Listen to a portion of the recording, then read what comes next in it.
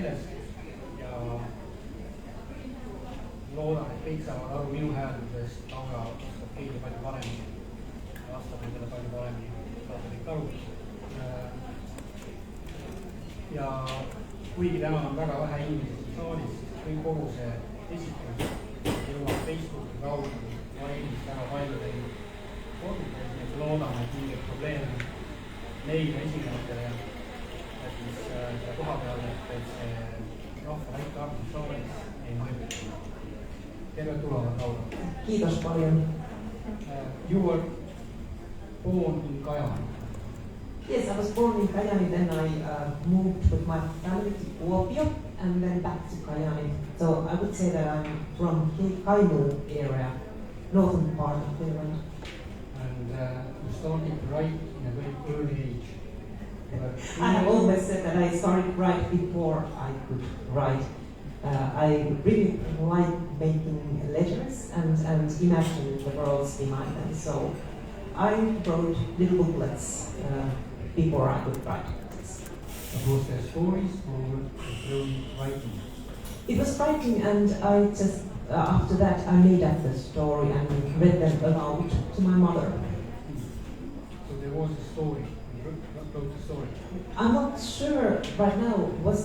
Did I have the story in my head before I started to write those fake letters, or did I invent the story after I had written the story with the fake letters? I don't remember anymore. How did it went? But you have said that you wrote your first novel when you were 12. Yes, that was my first novel. It was a space adventure, over 100 pages, and of course I sent it to people to read it and got some feedback. But I was devastated that it didn't find its way out to be published. I was very self-assured at that time, but then I wasn't anymore. Was this the reason that your first novel was published in one? I don't know. I wrote poems when I was a teenager, and then I understood that no, it's not the genre I'm familiar with.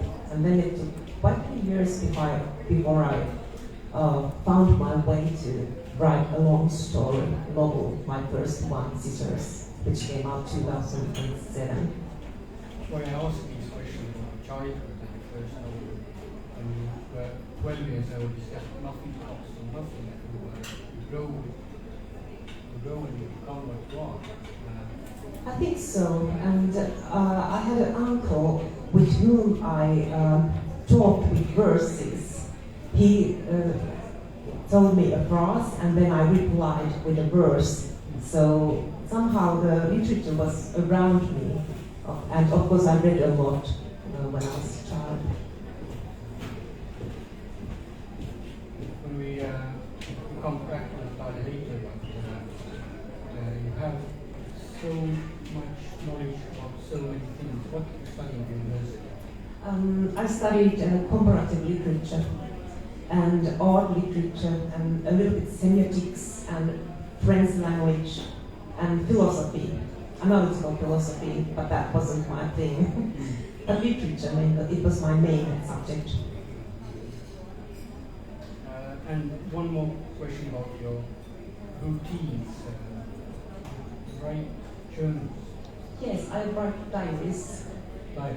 And now I have the Black series going on. I started this one when it was 1993, and it's my 43.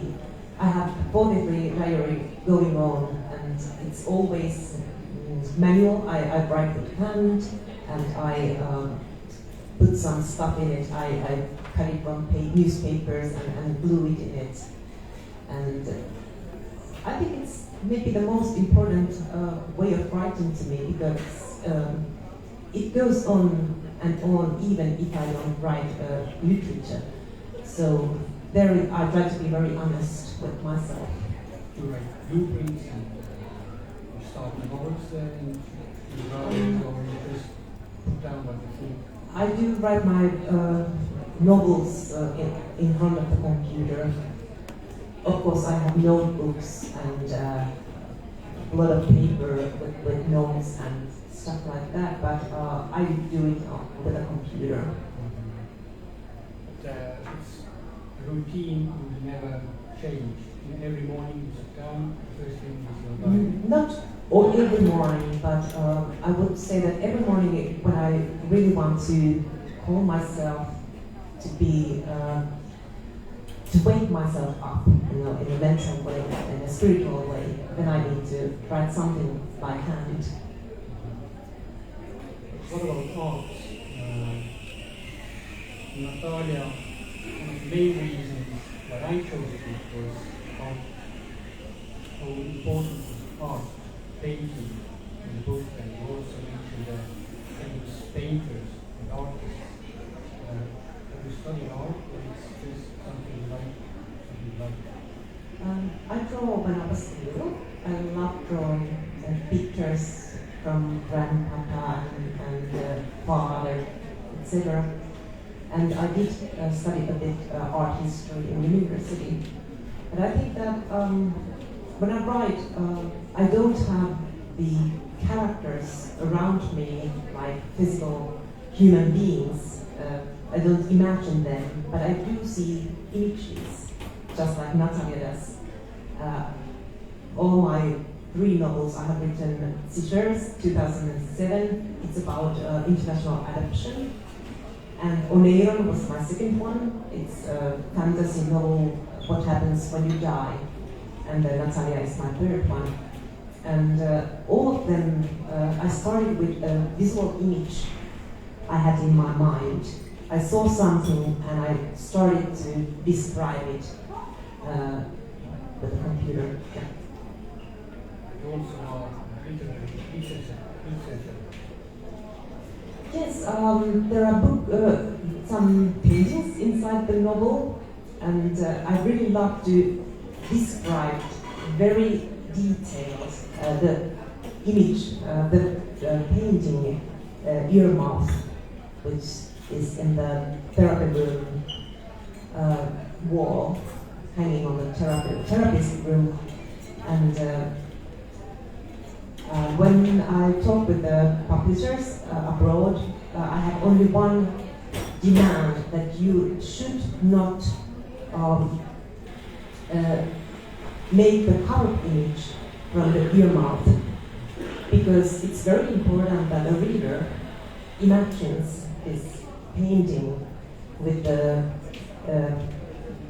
inside. So I don't want it to be depicted. But we imagine this painting doesn't exist, or it's just your imagination? It doesn't exist. It exists only inside the novel, as far as I know. One of your long-term projects is dissertation, and you said that my friend Natalia is a homage to the subject. Yes. Artist, writer. Yes, I have a long history doing a doctoral dissertation on literature. It's now, I think it's 18th year I've been working with the subject. It's French author Natalia, and actually she was born in Russia, but then very little she moved from France to France and started to write when she was like 32 or something. And she passed away, she was almost 100 years old, she passed away 99, and wrote all that time. Her latest novel, it's not novel, it's a different kind of book. She wrote when she was 97 years old. It's called Ouvert, Open. It's a very strange book. And I have tried to finish my dissertation on this subject, Natalia and her tropisms. And this one, it's not, of course, coincidence that the title, the name of the main character is Natalia. And there are other references to Natalia as well in the novel. And the therapist, who is the narrator of the book, has done a dissertation about his or her method. This is one thing it's very hard to explain in English because the therapist, I don't define they gender or sex. I don't say it's a man or a woman, and it leaves the reader to decide if they want to think something about the gender of the narrator. But the therapist has made a dissertation of the method they have developed. It's called layering method. And I have put some stuff from my process with the dissertation in that part of the book. Why did you write your dissertation in French? Actually, there was a period I wrote it in French. I have over 200 pages version in French, written in French, and it wasn't that bad, but I realized that when my second novel came out, and I had written one version in French from the beginning to the end, and it was something like, I don't even remember the title anymore, but it was like, Le micropolitique de la narration du blah blah blah blah, I don't know. And then Oregon came out, and it took a lot of time to me to go around and talk about it, and it went a year. I was only doing Oregon interviews and stuff, and then I get back to this French manuscript on Natalia, and I understood that I can't continue because the language had died in front of me in a way. It felt like, I don't know which is the word in English or Estonian, but koruommel. It's like fake fabrication in a way. I couldn't get into the language anymore. It was dead before my eyes. And then I realized I had done years work for nothing, I would say, and I had to decide, do I continue with this French that didn't felt my language at all anymore, or should I change it again back to Finnish? And then I'm doing now in Finnish, my mother tongue. About the books now, your personal success, scissors, about international adaptation. And when it came out, there was a big scandal about it in Finland. I watched something on YouTube, and during the augustil, and was saying that there was a big scandal about international adaptation at this time in Finland. You don't remember anymore?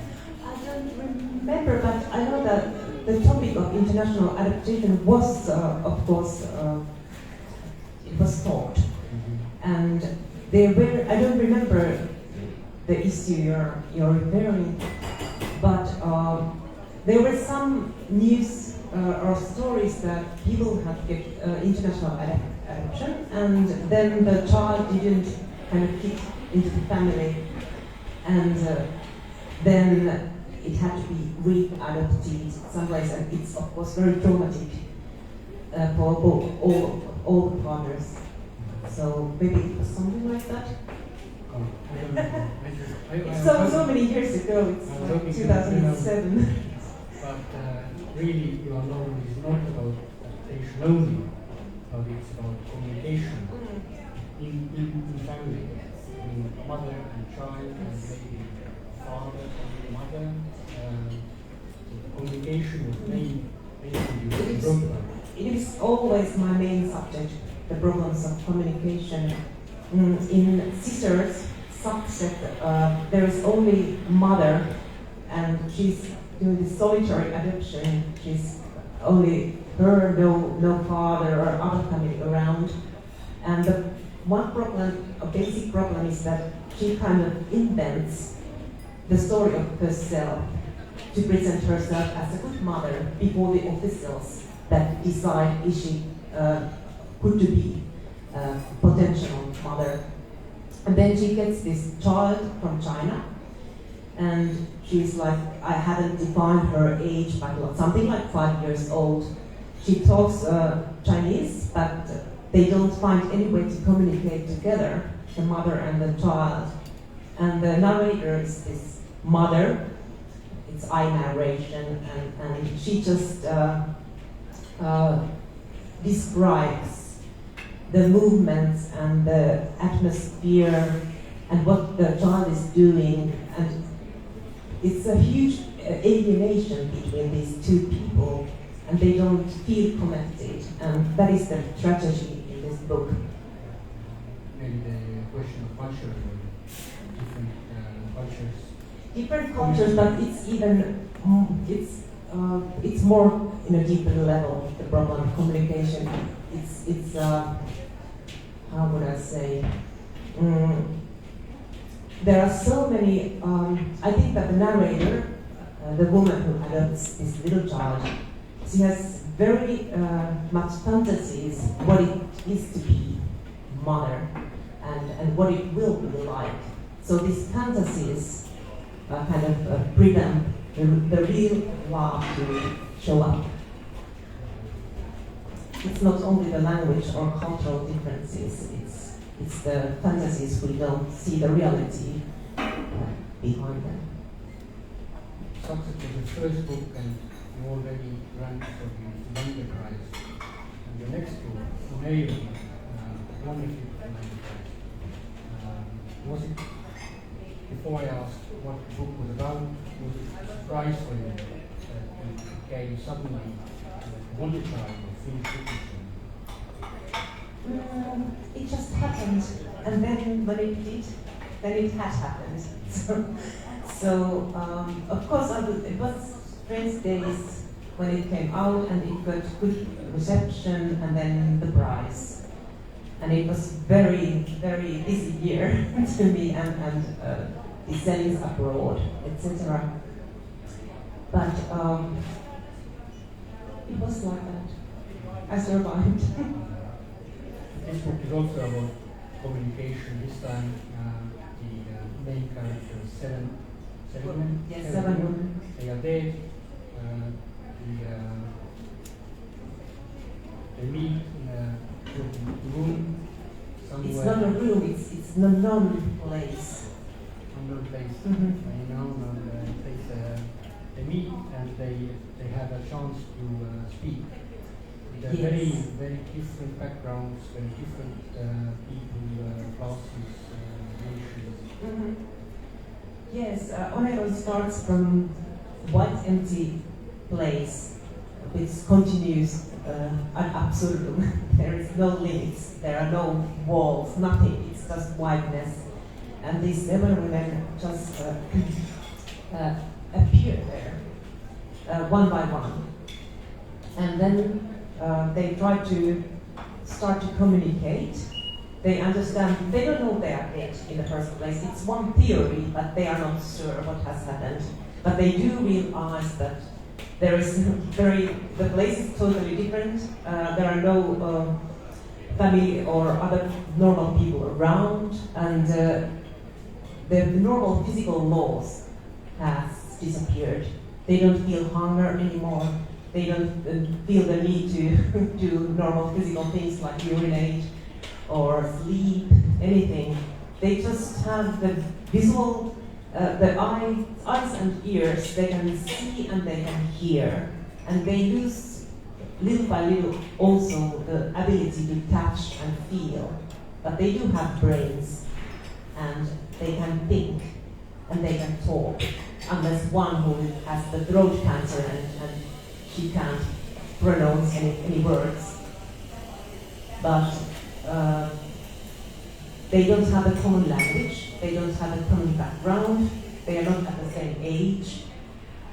So the novel starts from that mess. How do we survive? We have to, these women have to kind of stand there and be able to share the space and what is the word?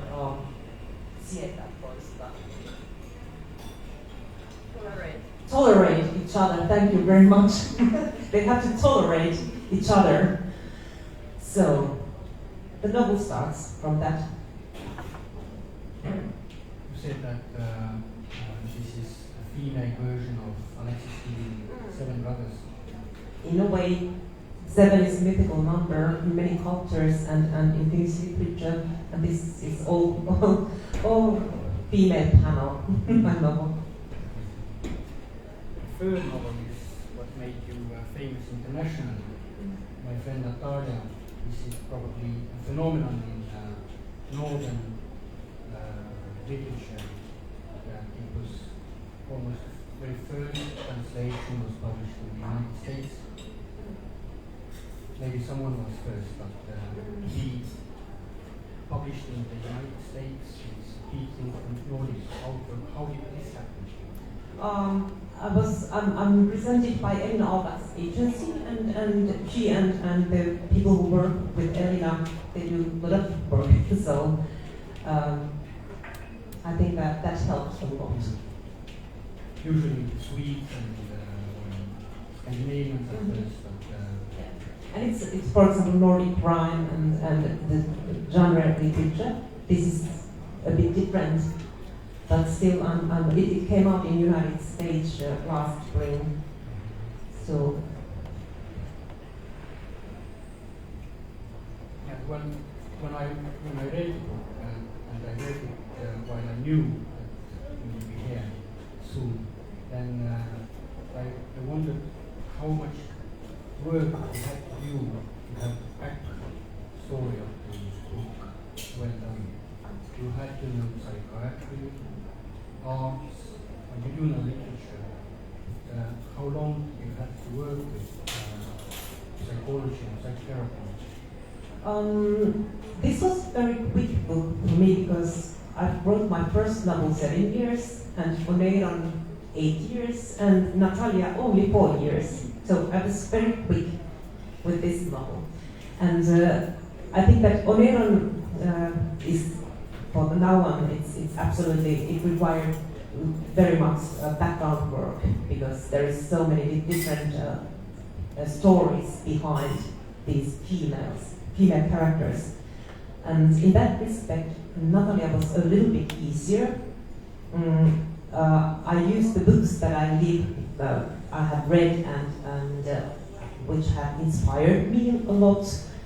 And as almost everyone I know, I go to therapy as well, so I know this world. But I have to say that my friend Natalia is not a description of a normal therapy process. Don't read it as it was, because there is certain power dynamics between the patient and the therapist, and I could say that something might go a little bit wrong there between the therapist and the Natalia, because it is a power play, and normal therapy absolutely is not a power play, a struggle for power.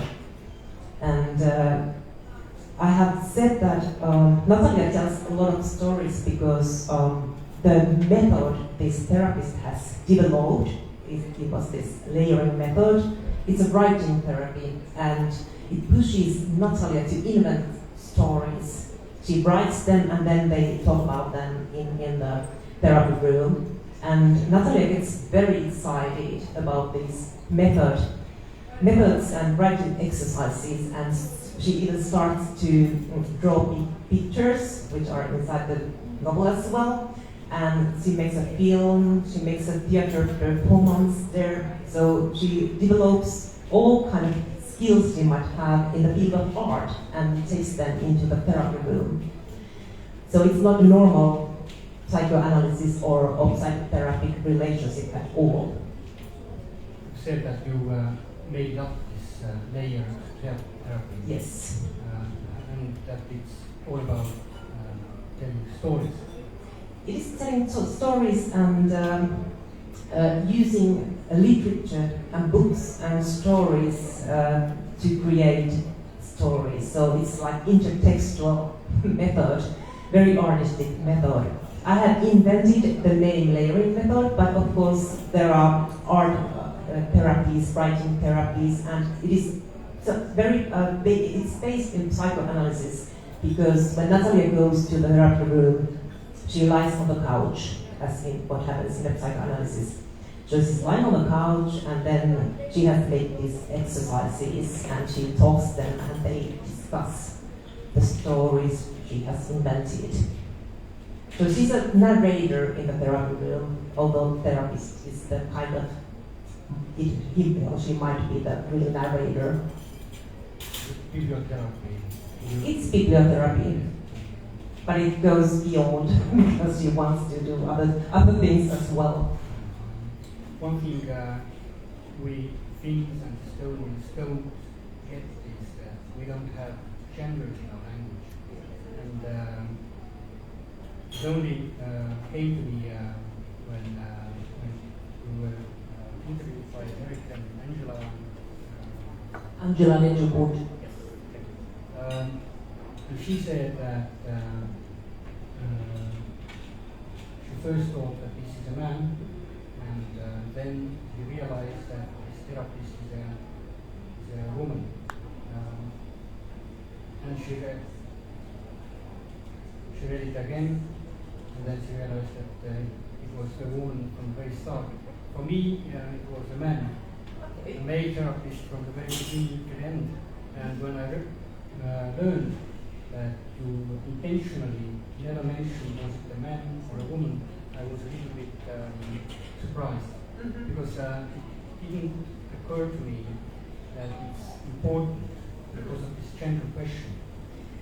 That's very good remark, because it only came out very hugely with the US translation, and I really believe that it is because we Finns don't have gendered hand. We have she is or he is hand, as it with your language as well. So we don't even think about it.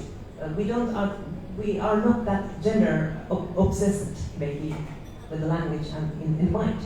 But it was a very big issue when I gave interviews in US via internet, because I couldn't travel there. Of course, in these COVID times, it always popped up, the question, is it a man or a woman? And of course, we did have a real problem, because it is very important to me, even though you can read the book, you don't have to think about it. But still, it's important to me that I do not define the sex of the narrator. And I do put some hints which are contradictory in the novel, just to make the reader alert and make the reader think a little bit. Because normally when you have this kind of power play in the therapy room, you might think, okay, there is Natalia, and she's very seductive, and she has problems with her sexuality, with her so-called nymphomania.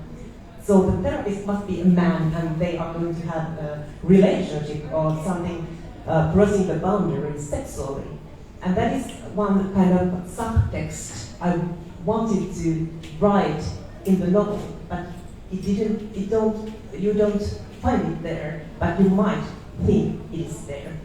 So this is the world I created.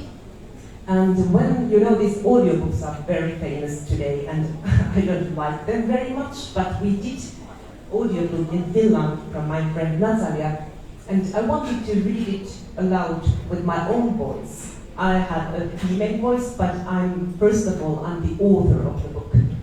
So in that way, I thought that we could kind of escape the problem defined in the narrator. But then the problem came out in United States, because they wanted to make an audiobook as well, and I really can't read it in English.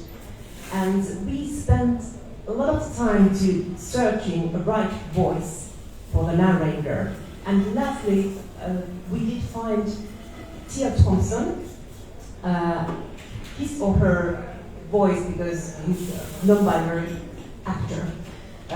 Voice is to me that I can hear it as a female, old female voice or a man's voice. It changes during the listening. And I thought, this is perfect voice, because it's not obvious. Is it a man or a woman? And so we'll come to Natalia. We don't know why she chose this therapist. I think that maybe it was taken by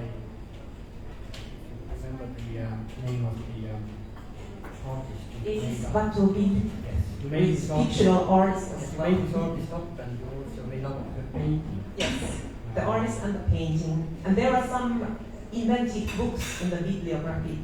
Oh yeah. Yes, not everyone is really, every book is not existing in the real world. Okay, I was going to read these books, but you can imagine them. yes, I have to imagine them. When Natalia shows up to the therapist's office, she acts very strangely and takes control. And in many cases, she becomes a therapist. Like she says when time is up, she has this clock, the old alarm clock. I was thinking that maybe this alarm clock is like self-defense. It's a symptom of wanting to control the situation, because in normal therapy, it's the therapist who says that, okay, our time is up.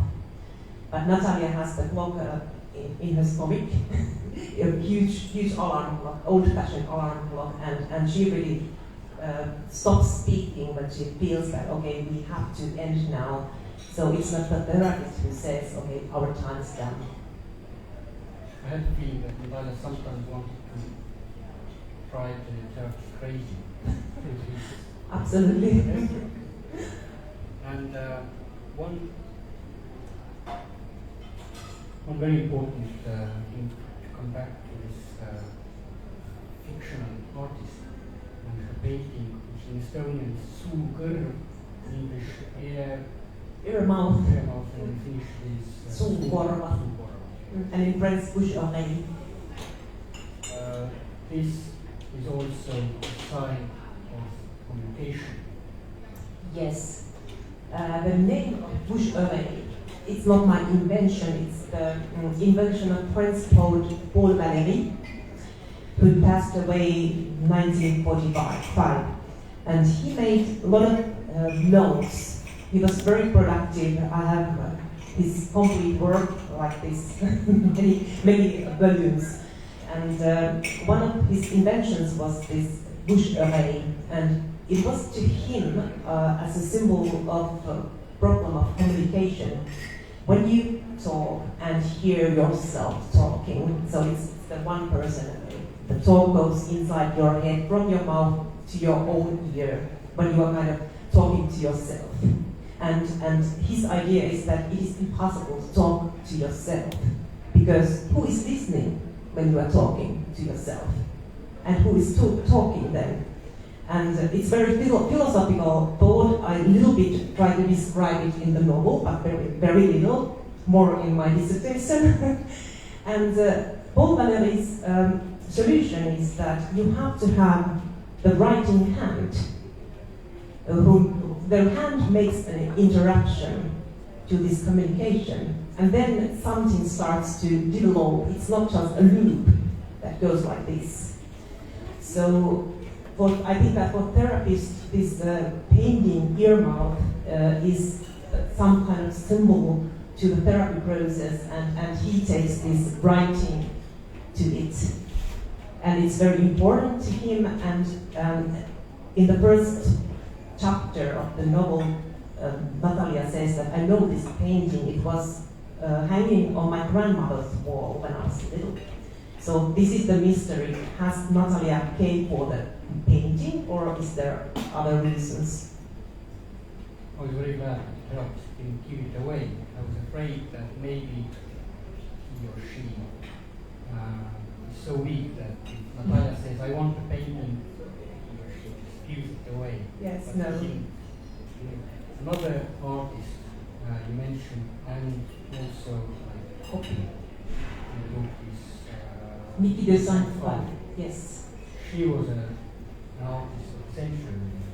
She was a real artist, French-American artist, and one exercise that Natalia is doing in the sessions is that she's producing the textual part of Niki de Saint-Paul artwork, which is called My Man. And the artwork, you can find it from Google, for example. And it's very many little images Nikki has drawn, and around these images there are a lot of writing in English. Some words are in French, but writing in English. And Natalia wants to reproduce this writing by her own hand. And because as my post says, I'm a paper maniac and writing maniac, I wanted to reproduce myself all these Nikki texts in all languages and translations. So I have written Romanian, Hungarian, Norwegian, Lithuanian, Swedish, English, French, whatever text. You have it here in Estonian. So they are always handwritten by me in the novel. So I love this kind of hierarchical place that Natalia, who is a fictional character, imitates the handwriting of Nikki de Saint-Val, who was a real artist. And then it's my hand reproducing Natalia's obsessions. I love that kind of stuff. How did you find Nikki de Saint-Val? Of course, I saw the exhibition in Helsinki Art Museum, and actually that happens quite. It has happened 2 times. When I wrote my first novel, Scissors, I already knew that the name of the novel will be Success. Is it the same in Yes. Okay, Scissors, and I'm very. I want to be part of the creative process of when we do the covers for the books, because I think that I have the saying what it should look like. And then I saw a Chinese drawing in Art Museum in Helsinki, and I immediately saw that this is the cover for my novel Scissors. It was abstract painting, but I saw the form of scissors in the painting. It's not scissors, but it felt like. And then we had it in a finished cover of my first novel. And it was the same museum I found Nikki de Saint-Val, my name. And immediately when I saw it and read the text, I knew that this is going to be somehow in my friend Natalia. I didn't know what I'm going to do with it, but I just knew it will be put inside my novel. So it's this kind of process when I have some very strong intuition of something. I just need to follow it because I know that there is something which is important. I don't just know what it is yet. You don't know how to use it. But yes, but I know I have to use it. One thing you mentioned success.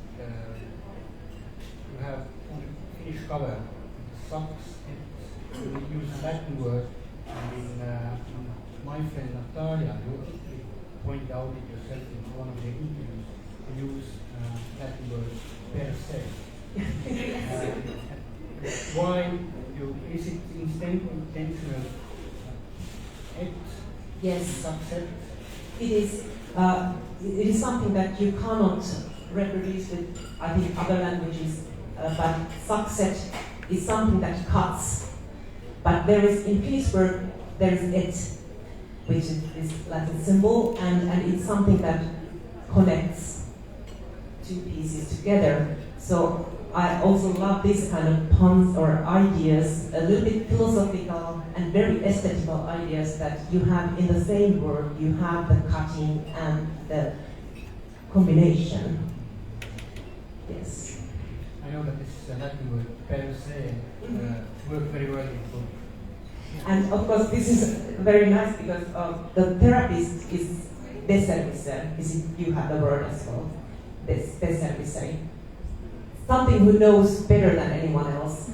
The therapist wants to really show out all the information that he or she has inside the mind and share it to the reader and for Natalia as well. And he or she uses very much this Latin word as in itself, per se, but it is as in Finnish. So it looks ridiculous when you're talking about very, very severe tone, we're talking about sex, and you have this perse repeating there. The word is the same in Estonian. Okay, that's good.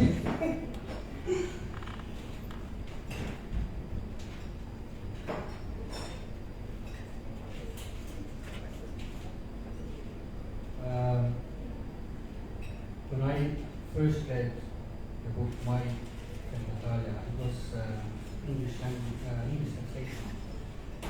Because I don't trust my Finnish, and there were no pictures in this manuscript. You decided, or Natalia decided to put 2 pictures from the therapy session into the book. First, was it Natalia, or was it you who decided that this has to be in your book? Of course, it was Natalia. Yes, there are 2 genital images drawn by Natalia, of course. Have you heard back some critical notes from the US, like, for example? No, I haven't heard, but I have heard hilarious reactions that people are reading in the subway, and then, oh, there's a dick pic in the novel, and they are curious. But it was, they make them laugh, more or less. It's very unexpected. You don't expect it. Yes, maybe it's not very expected that you have this kind of dick pic in this kind of novel. The last question is, I heard from English American interviewer about shame.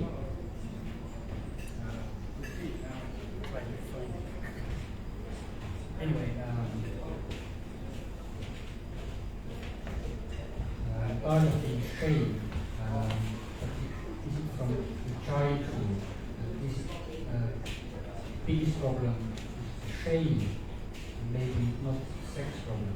The shame is the biggest problem in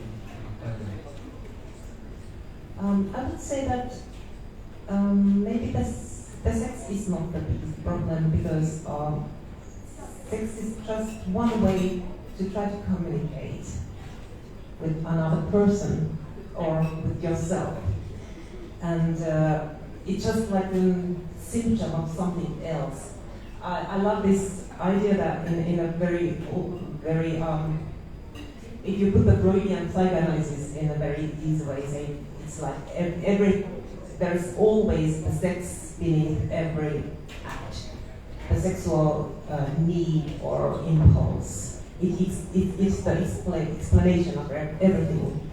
And I put this upside down in my novel. The sex is the most obvious level. But I feel, and I think that many readers have noticed, that the sex is not the last level at all. It's the most superficial level, and there's something else beneath the compulsory sexuality, Natalia.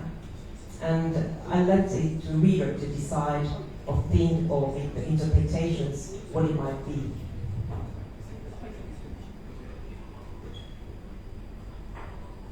Yeah.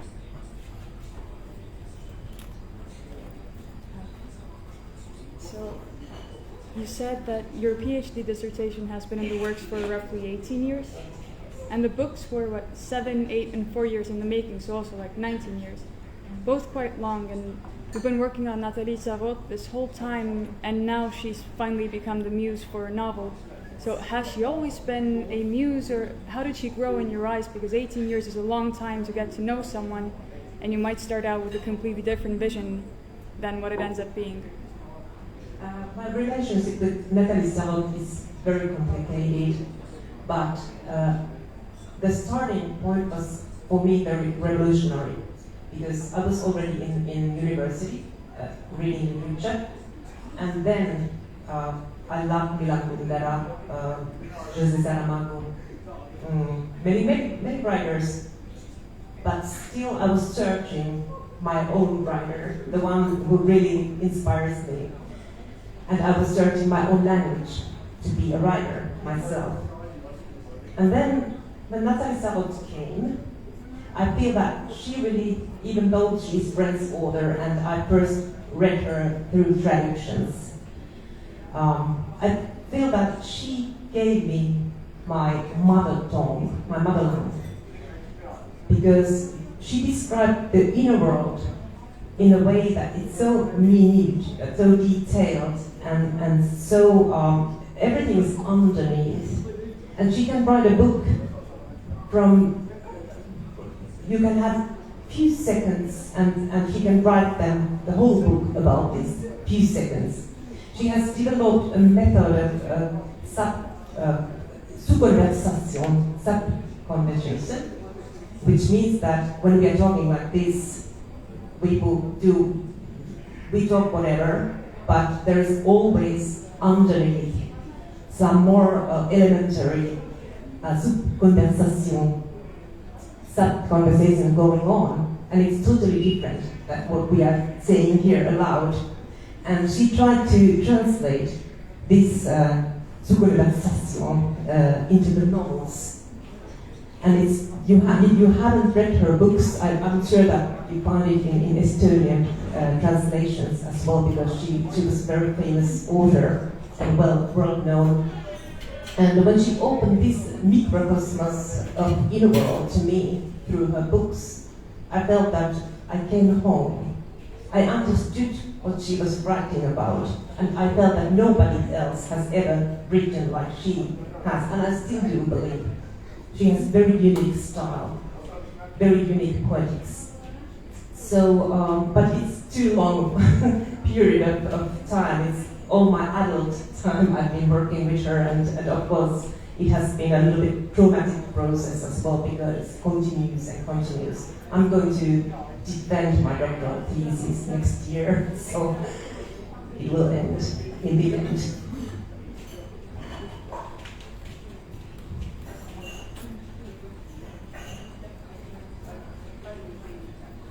I have my last question. You said that you worked all summer. You worked on your fourth novel. Is it ready?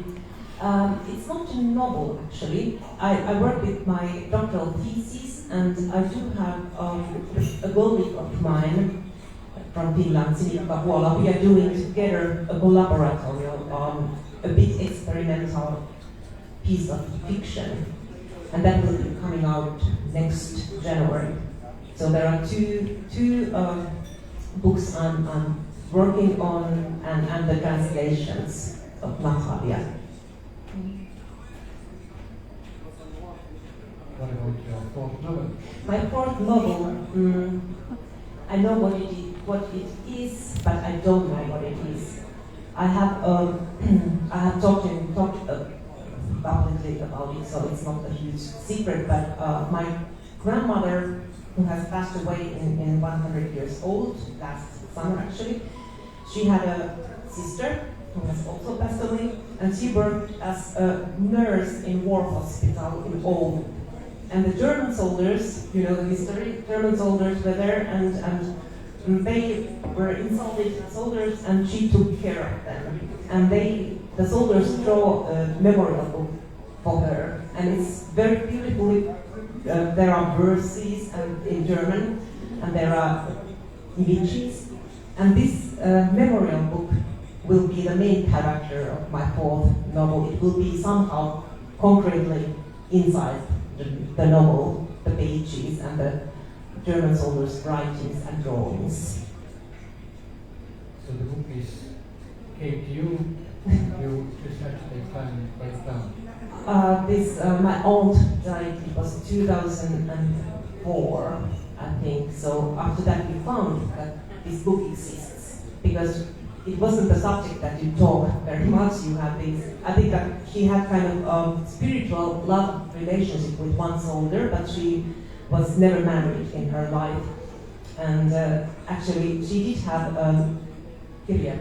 letter exchange relationship with this man who was married in German, and when she was dying, Vienna was her name, she asked my grandmother to burn all the letters. And my grandmother burned these letters, and I can't deal with this, but she did. All we have is this memorial book. I don't even know who was the kind of spiritual lover there. I have some guess that I have to invent the rest of the story because there are so little information. We didn't talk about these subjects when she was alive. They are some kind of little bit patchy. It's very sad that people sometimes think that their own secrets have to be and remain secrets, even though they are very beautiful stories. Absolutely, there is some shame in it, and I think that I do have this same problem with the diaries. They are very intimate, but I have decided that I will not burn them when I will pass away or before that.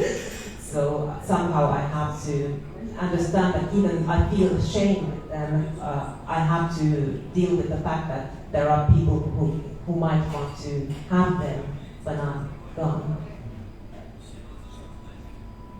Do you have questions? When we have a reading,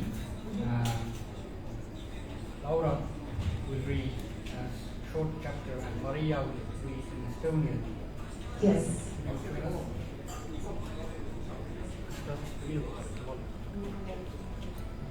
This is from the beginning, the novel, and Natalia has come to see the therapist, and this is how she herself explains what is bothering her. Niin Natalia alkoi kertoa, mikä häntä vaivasi. Hänen rakastettunsa olivat hänen myrkyllisin ongelmansa, samalla kun he olivat hänen elämänsä suola, sokeri, marsipaani, umami. He ovat poissa, mutta he ovat päässäni, Natalia sanoi. He ovat perustavalla tavalla poissa, vaikka olisivat kanssani, vaikka olisivat sisälläni.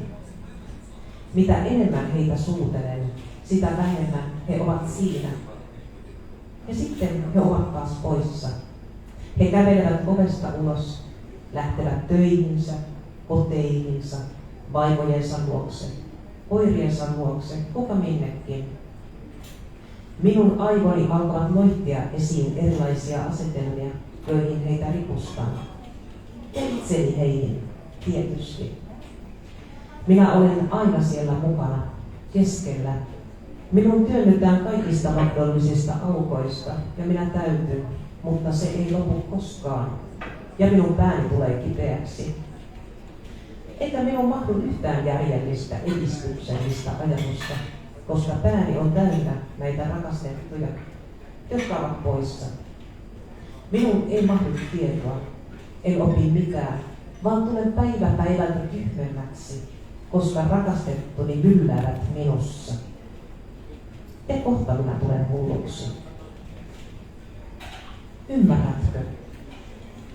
Ajattelen seksiä koko ajan. Se on minun ongelmani. Tuloillaan oleva akti tunkeutuu päähäni kuin mikäkin kasvain, ja minä olen hukassa. Olen harkinnut kemiallista kastraatiota, antiandrogeeneja. Olen harkinnut itsemurhaa. Tiedän teoriassa, mistä koostuu terve sukupuolielämä ja millaisia ovat terveet parisuhteet, mutta osaan hyödyntää noita ajatuksia yhtä taidokkaasti kuin osaan soittaa pianoa. Niin, ymmärsit oikein. Minulla ei ole sävelkorvaa. Koen kaiken, aivan kaiken kuvina. Eikä tiedä mitä teen rakastetuilleni, jotka ovat poissa kun ovat läsnä ja läsnä kun ovat poissa. Siksi tulin tänne. Olet viimeinen onjenkorteli. Auta minua. Näin puhui Natalia. Ja viimeisen sanan sanottua hän alkoi itkeä. Niin hakkas Natalia rääkimään, mistä ta vaevat. Tema arvukesed olid tema kõige mürgisem probleem. Samalla olid tema elu, sool, suhkrus, martsipan, umami. Nad on eemal, aga nad on minu peas, ütles Natalia. Nad on täielikult eemal, isegi kui nad on minuga. Isegi kui nad on minu sees. Mida rohkem ma neid suuden, seda vähem on nad kohal. Ja siis on nad jälle eemal. Nad astuvad uksest välja, lähevad tööle, koju, abikaasade juurde, koerte juurde, kes kuhu. Minu aju hakkab esile manama mitmesuguseid kompositsioone, kuhu ma neid asetan, ja ennast nende juurde mõistagi. ma olen alati kaasatud, keskel, minusse sisenetakse kõigist võimalikest avamustest ja ma täitun, aga see ei lõppe kunagi ja mu pea hakkab valutama. minu sisse ei mahu ühtegi arukat edumeelset mõtet, sest mu pea on täis neid armukesi, kes on ära. minu sisse ei mahu informatsiooni, ma ei õpi midagi, vaid jään iga päevaga rumalamaks, sest armsamad pööravad minu sisemuses kõik pahupidi ja ma lähen varsti hulluks. saate aru, ma mõtlen seksile kogu aeg, see on minu probleem. tulevane suguakt tungib minu pea sisse nagu kasvaja ja ma olen kadunud. olen kaalunud keemilist kastreerimist, antiandrogeene, olen mõelnud enesetapule. ma tean teoreetiliselt, missugune on normaalne suguelu ja missugune on normaalne intiimsuhe, aga ma oskan neid teadmisi kasutada sama hästi, nagu ma oskan mängida klaverit. jah, sa said õigesti aru, mul ei ole muusikalist kuulmist. tajun kõike absoluutselt kõike piltidena ega tea, mida teha armsamatega, kes on eemal, kui nad on kohal ja kohal, kui nad on eemal. sellepärast tulin ma siia, sa oled minu viimane õlekõrs, aita mind. nii rääkis Natalia ja kui viimane sõna oli öeldud, puhkes ta nutma. I have to say that this language is so beautiful. It's so touching. Thank you, Maria. Thank you, Laura. Thank you.